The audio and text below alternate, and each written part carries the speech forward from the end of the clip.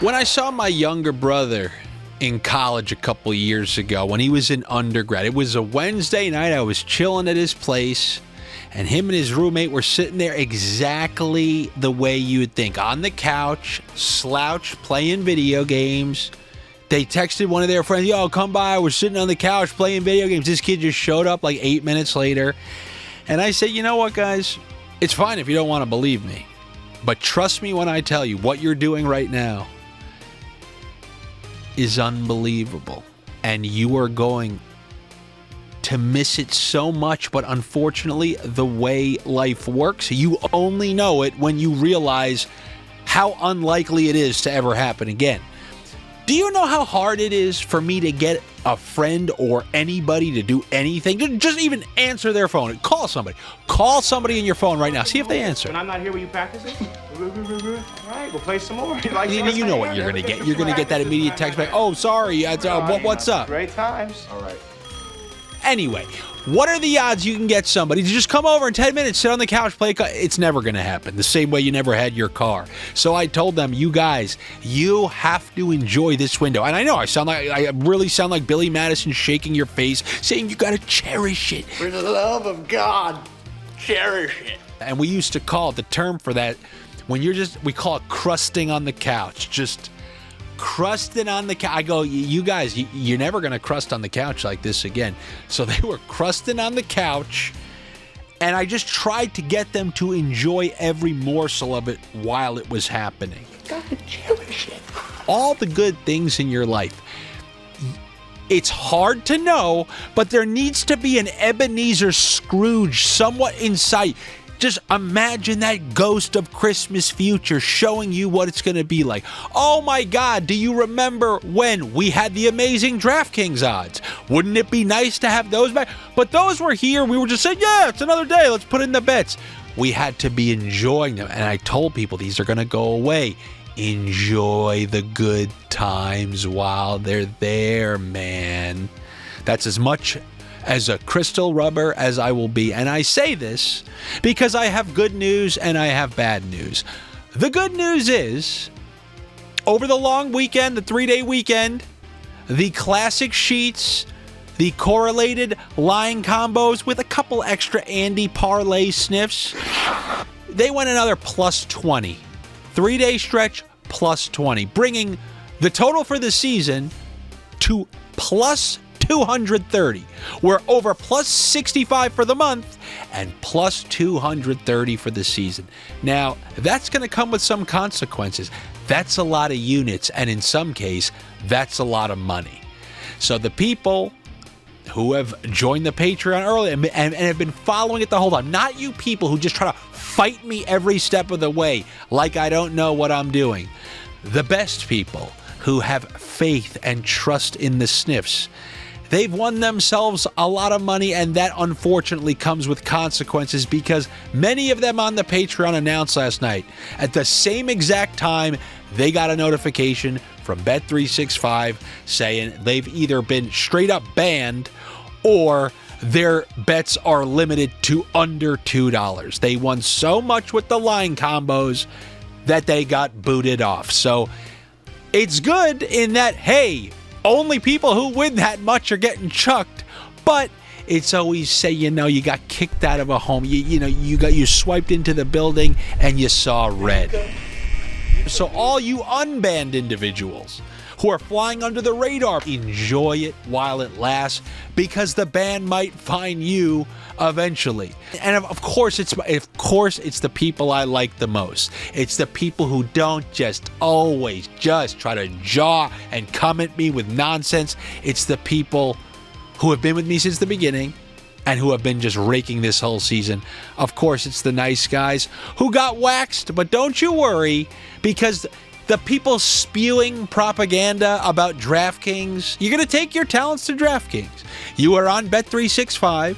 You had slightly better odds, and I ran the numbers last night. Everybody just propagandizing and lying about the Draftkings numbers. The Draftkings numbers are roughly 10% worse than the Bet365 numbers. Only these very specific 2 points with an assist and a point there do you realize some 25% difference in bets. Those are rarely hit, those ones. But the standard point, 2 points, point, any of those count, the full line, point, it's nearly identical on both. We ran it last night, and basically you're looking at a 10% difference. If you're somebody else out there who've been playing all the combos, and you've been, go to Draftkings. And this isn't a Draftkings, I don't give a don't go, but then you just have nowhere to bet, because obviously there's only so many places you can do this for you guys here in the U.S. So those guys, they're going to take their talents to Draftkings, and I take my... sometimes I bet on Draftkings, despite the 10% worse odds, just to prove I can. Just to prove I can. And we will continue to do that today. We will continue to monitor the situation. I've been in purgatory. I've been in jail before. How did I break out of jail? What do you think? Michael Schofield tells all his tricks? You think I'm going to tell you how to break out of prison? I got all the tattoos on my body that I can kind of refer to when I check the right mirror. But anyway, hats off to those guys. You will be fine. You will find a way. A sniffer always finds a way, and I have no doubt that you guys will too. Now here on a Tuesday, we have a decent slate on our hands. I see a couple games that interest me. I want to talk about a guy that you guys might know. He gets excited, then he gets down, he gets excited, but he always stays positive, and I always appreciate that, because around these YouTube parts, you need to try to find as much positivity as you can. And I'm not talking about in the Tony Robbins variety. I'm talking about you need pleasant interactors. You want to be a pleasant interactor with this video? You can do so in the comments. Show me how pleasant you can be. Anyway, we're going to talk about a very pleasant individual, Stevie Bong Rips. You guys know who he follows. He follows the Detroit Red Wings, and they're facing the Philadelphia Flyers. And I'll be damned if I don't think that Detroit is a relatively decent player. I know the Flyers, but look, this is the NHL. Anybody can win any single game. You just saw Utah beat Connor Hellebuck last night. You saw the Kings absolutely mail in a game against the Pittsburgh Penguins. This is the NHL. Underdogs can win any single game. It's completely easy. You're all talking about the Washington Commanders. It was the craziest thing you've ever seen. People are still losing their minds. Happens every single night in the NHL, but not consistently enough to let you win so much that you're being chucked off of Bet365. So, with that being said, man, there's a Dan play here. If I fall for it, I fall for it. You guys want me to say Detroit money line? How about I do a little cowardly trick that I like to do? Over 2.5 goals against the Philadelphia Flyers. I think Detroit should be able to do that. You never really know with both of these two teams. You can get a 2-1 or you can get a 5-4. Obviously, for the purpose of this video, for the purpose of the channel, for the purpose of entertainment, let's hope for some ruckus there. Could go either way. And just because we had people banned and limited because of the line combos, let me remind you what some of those line combos are, because we're getting perfectly fine prices on them. Dylan Larkin, Lucas Raymond. A month ago, you click both of those names, they're in the minus, especially against a team like the Flyers, who you can score against. Now you click both of their names, it's just plus. Okay, the two best players, top line, top power play. Yeah, I have no problem with that. And then there's the next two players. You know who that is? I mean, I hate to rinse and repeat. You know, that's one of my pet peeves. If I have a good night, I give out a bunch of good picks. People just go, all right, night, on to tomorrow. Rinse and repeat. I just concocted this masterpiece of a night. And oh yeah, rinse and repeat like it's not. Yeah, it's easy for you to click them. I actually have to concoct them. Anyway, let's concoct a Kane and a Brinket like we've been doing. Half unit, point, half a unit, Kane assist, DeBrincat point. Andy, why are you giving us all these things? Because it made people so much money that they got banned from a website. So this whole year is going to be shoving this down your throat. But remember, you guys don't want to win. You want donkey lines and you want stuff like that. All right, fine. Stevie, let's do it. Let's go with the Detroit Red Wings over the Philadelphia Flyers. I'm not putting a single solitary dollar on it. I will lose zero sleep and $0.